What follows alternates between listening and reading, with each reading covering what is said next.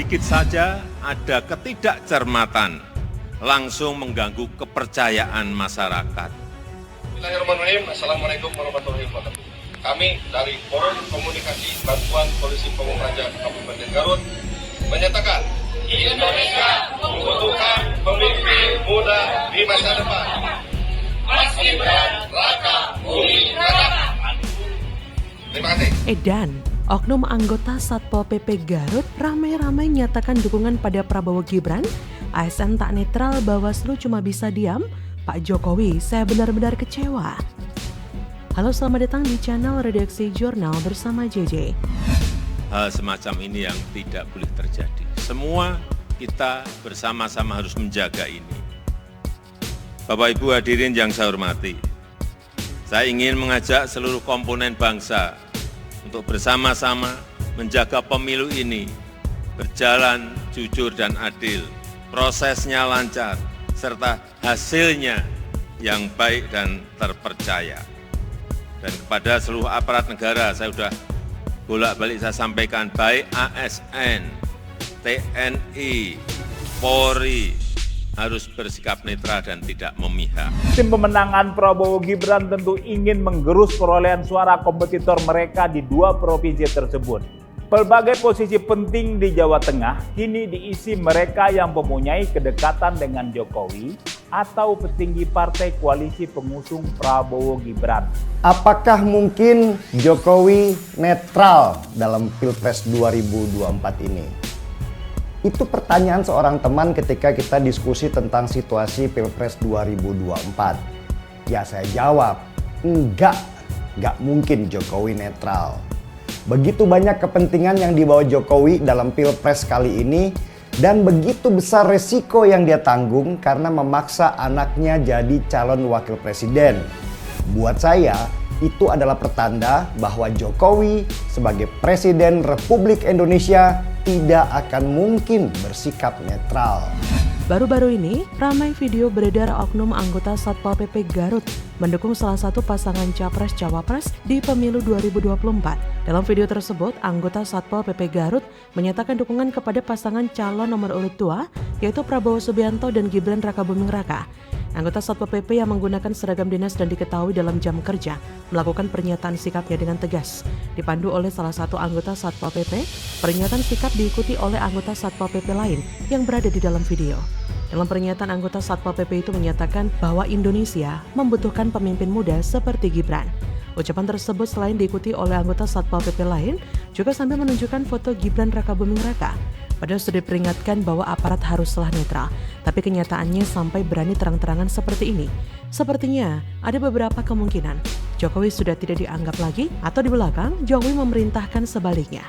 Kalau awalnya saja cawe-cawe itu terasa begitu masif, bagaimana nanti ketika Pilpres diselenggarakan? Siapa yang bisa menjamin bahwa pemilu bakal terselenggara berdasarkan prinsip langsung, umum, bebas, rahasia, jujur, dan adil? Kalau nanti ada sengketa sedikit saja, siapa yang bisa menjamin bahwa penyelesaian sengketa itu akan berlangsung secara adil? Kelompok-kelompok ini memang sedang membentuk poros baru untuk mendukung Prabowo. Pernyataan mereka juga sudah terang-terangan, bukan senyap-senyap lagi. Jadi kalau kalian berpikir ini hanya menakut-nakuti dan tidak mungkin ada dukungan semacam itu, halah. Sulit memang menemukan bukti konkret bahwa fakta di lapangan membuktikan banyaknya aparat Pol PP ataupun anggota TNI Polri yang tidak mampu bersikap netral. Mereka tak segan dan tak malu mengkampanyekan salah satu pasangan capres tanpa ada beban moral baju seragam Satpol PP atau TNI atau seragam Polri-nya. Tak peduli janji tidak terlibat dalam politik praktis. Jujur, saya pikir siapapun anggota Satpol PP atau TNI, Polri, baik secara diam-diam atau terang-terangan mendukung salah satu capres, baik 01, 02, atau 03, mengingkari janjinya. Bila yang bersangkutan memang ingin terlibat dalam politik, praktis copot saja seragammu dan jadilah rakyat sipil yang bisa dengan leluasa menyalurkan aspirasi politiknya tanpa terikat undang-undang. Selama mereka masih berseragam dan tanpa malu-malu memperlihatkan dukungannya, artinya yang bersangkutan tidak pantas menjadi anggota Pol PP, TNI, ataupun anggota Polri atau ASN lain. Semestinya, kenetralan menjadi harga mati demi kenyamanan, keamanan, dan ketahanan negara. Tapi kalau Ketua Bawaslu menyebut ada potensi pelanggaran, kita patut mempertanyakan satu hal. Seandainya benar ada pelanggaran, yakin Satpol PP pendukung Prabowo Gibran bakal diberikan sanksi tegas? Ya tapi sekali lagi, sudahlah, biarkan saja apa adanya. Apapun yang akan terjadi pasti akan terjadi. Apalagi kalau sudah berbicara tentang hasrat yang menggebu. Apa yang terlihat saat ini sebenarnya sangat frontal, terbuka, dan terang-terangan. Tapi tetap saja seolah bukan hal yang aneh bagi mereka. Kerahkan terus semuanya, jangan tanggung-tanggung, mumpung sudah terlanjur basah. Mau yang logika? Pengerahan anggota Pol PP itu pasti butuh koordinator. Siapakah orang yang dibalik ini semua? Jadi siapapun anggota Pol PP yang tidak mampu bersikap netral dan cenderung mendukung salah satu capres, saya katakan copot seragammu dan jadilah rakyat sipil agar bebas berpolitik. Bagaimana menurut Anda? Lanjutkan? Tenang, kita lanjutkan. Kali ini saya akan mempersilahkan untuk calon wakil presiden nomor urut 1 untuk memberikan pertanyaan ke calon wakil presiden nomor urut 3. Nomor urut 1 untuk memberikan pertanyaan ke calon wakil presiden nomor urut 3. Bapak Muhaimin Iskandar, waktu Anda untuk bertanya adalah 1 menit. Saya persilakan. Kalau sampai mereka hengkang, ada 2 faktor dalam menjalankan proyek yang harus diperhatikan, yakni faktor dari keekonomian, dan kedua adalah faktor dari teknologi. Jokowi kaget, tiba-tiba Amerika Serikat batal investasi di proyek kebanggaannya. Bahlil langsung kena sentil, nggak kerja malah sibuk jadi tim SES 02. Ada. Harapannya dengan konteks Air Products dengan PTBA itu bisa menjadi pilot project di Indonesia ya terkait untuk gasifikasi batubara. Memang yang dapat kami sampaikan juga yang memang kami dapatkan informasi mungkin ada ketidakcocokan lah hitung-hitungan atau keekonomian dari proyek ini. Hengkangnya Air Product dari proyek DME karena bagi Indonesia proyek DME ini sangat penting dan sangat strategis dan tadi dikatakan proyek kebanggaan dari Jokowi. Nah kalau penyebabnya seperti yang diungkapkan oleh Menteri SDM, saya katakan itu agak mengada-ada gitu ya. Karena Air Products sebelumnya kan sudah menjajaki cukup lama gitu ya. Hai, selamat datang di channel Redaksi Jurnal. Wacana pemerintah untuk merealisasikan proyek gasifikasi batubara menjadi dimethyl ether (DME) hingga kini masih jalan di tempat. Apalagi selepas Air Products and Chemical Inc. mundur di 2 kerjasama proyek gasifikasi batubara di Indonesia. Kabar mundurnya perusahaan raksasa Amerika Serikat dari 2 proyek DME Indonesia yang sering disebut-sebut Presiden Jokowi adalah salah satu berita yang paling banyak diminati oleh pembaca CNBC Indonesia sepanjang 2023 ini. Menteri SDM Arifin Tasrif menjelaskan keputusan Air Products untuk tidak lagi melanjutkan proyek kerjasama hilirisasi batubara di Indonesia karena ada beberapa pertimbangan. Salah satunya lantaran pengembangan bisnis di Amerika lebih menarik ketimbang di Indonesia. Di samping itu, pemerintah Amerika Serikat juga mempunyai penawaran menarik berupa pemberian subsidi, khususnya untuk pengembangan proyek energi baru dan terbarukan (EBT).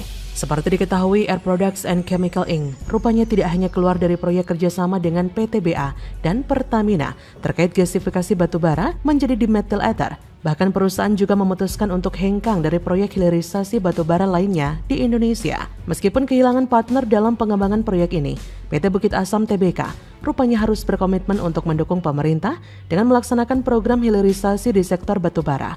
Hal ini sejalan dengan upaya perusahaan dalam menjaga ketahanan energi nasional. Korporat Sekretari PT Bukit Asam Tbk, Niko Chandra, menyatakan komitmennya dalam menggenjot program hilirisasi batubara tetap dilakukan.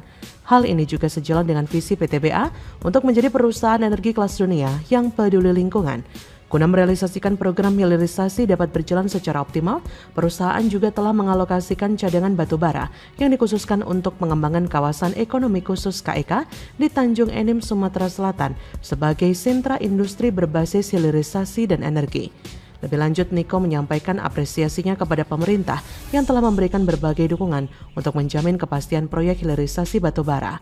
Pasalnya dengan dukungan kuat dari pemerintah, PTBA optimistis hilirisasi batubara bisa diwujudkan. Sebelumnya, PTBA membuka peluang pencarian mitra baru untuk menjalankan proyek hilirisasi atau gasifikasi batubara menjadi dimethyl ether di Sumatera Selatan. Pencarian mitra baru ini berkaitan dengan mundurnya Air Products and Chemical Inc. selaku salah satu konsorsium di proyek pengganti LPG ini.